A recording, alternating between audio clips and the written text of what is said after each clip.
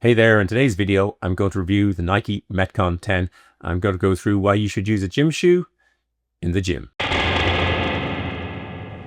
I'm making this video because I recently started strength training in the gym. I tried lots of my running shoes, but I very quickly realized I needed a dedicated shoe. Nike released the Metcon 10. I bought it, and in this video, I'm going to compare using it and using the Nike flagship Alphafly 3 in the gym and on the track. As always, this video might be long. There are chapter markers down below, so you can skip on through to the bits you might be interested in. Let's get going. I'll show some images I took in the two shoes from different sides on the flat track, so you get an idea of the planting of the shoe. I really do want a gym shoe to be planted. When I'm lifting, I want this to be planted on the ground. By comparison, I want this to make me want to go forward. I don't want to feel planted. That's the last thing I want in a running shoe. And in the gym shoe, I want stability and secure lockdown. When you run in an Alphafly 3, you get that sort of wavering feeling. In a sense, it's a bit like floating on a mattress. You get a certain feeling of stable instability, if I could call it that. You want the load to be transferred, but to make you want to go forward. The shoe is, you'll see it in some of the pictures where I'm sort of showing the rocker of the different shoes. And as I was doing it, I suddenly get off screen or off camera because the shoe made me feel I want to do that. That didn't happen in this shoe.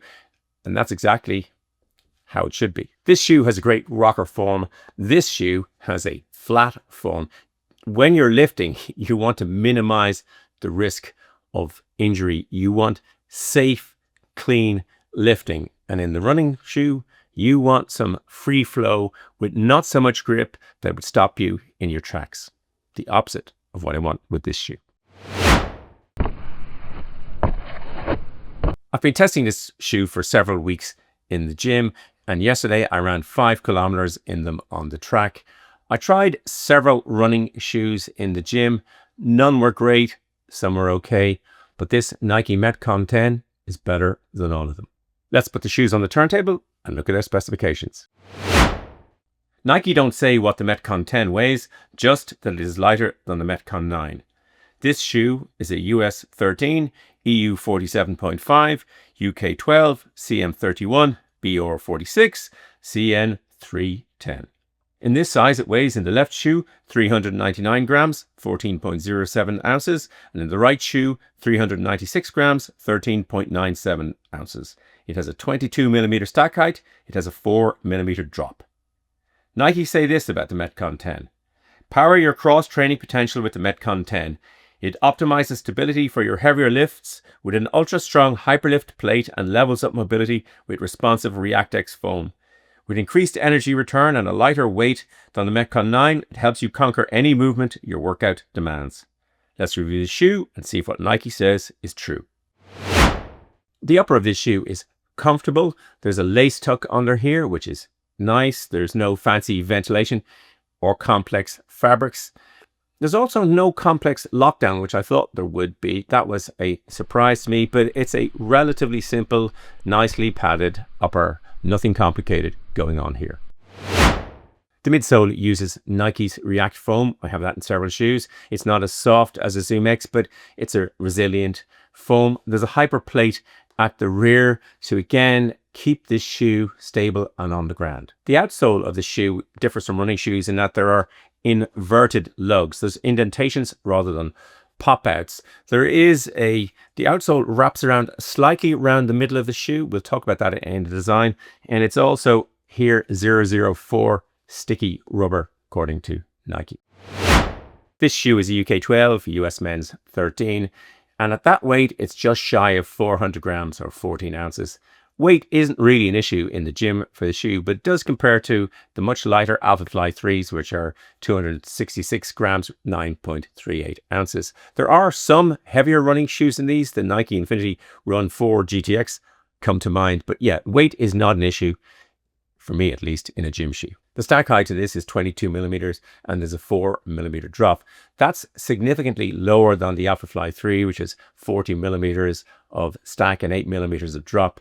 You don't want a high stack shoe in the gym. The high stack leads to a certain amount of instability. This is lower and more planted. I like the look of the Metcon 10. It doesn't look like a running shoe. It seems longer and flatter. It certainly looks undynamic, which is the way it's supposed to be. Nike's colorway application here is the triangle, which is the most stable of shapes, and it does evoke the stability of the shoe. There's also a trick going on. It looks like there's a sort of cage going up here, wrapping around the forefoot and down the other side. But there isn't. These are just painted stripes. I think in the earlier versions, there's much more of a TPU cage coming up for more lockdown. I was surprised. They locked down fine, but I thought there'd be more. But yeah, the angle on the midsole, and I particularly like this colorway. At launch here in Europe, there were 6 men's colorways and 6 women's colorways. Some of them overlap. And there were other colorways in Australia that weren't in Europe. There'll be lots of colorways. And the ones I have are white, volt, and black. At least in Europe, they seem to sell out a bit quicker than the others. Nike don't make any claims whatsoever about sustainability. None whatsoever. None about boxing or whatever. I found that a little unusual. I make running videos, so I ran in these. I thought that I would run 200 meters. I was down at the track. I had Alphafly 3s and I had these. And I thought, right, I'll do 200 meters and just see how they are. And they won't be great. And then I'll switch out to the Alphafly 3s for my 5K. And then I went 400 meters. And then I was thinking, oh, I'm enjoying these. I ran the full 5K in these. They have a very clean ride. They reward a good, clean stride. And they were fine for 5K on the track, which means they're going to be fine running around in the gym.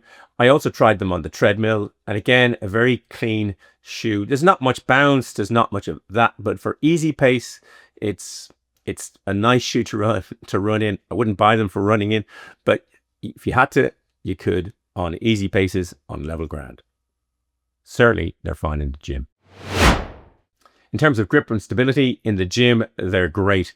The inverted lugs really do work. This is a very grippy material. There's a very flat base. These are a very stable shoe in the gym, which is exactly how I wanted them to be. And the forefoot, according to Nike, they've widened out the forefoot. That's a big thing for me. I always want that. Although lifting, you want your heel to plant. I like a wide forefoot in any shoe that I'm going to be using.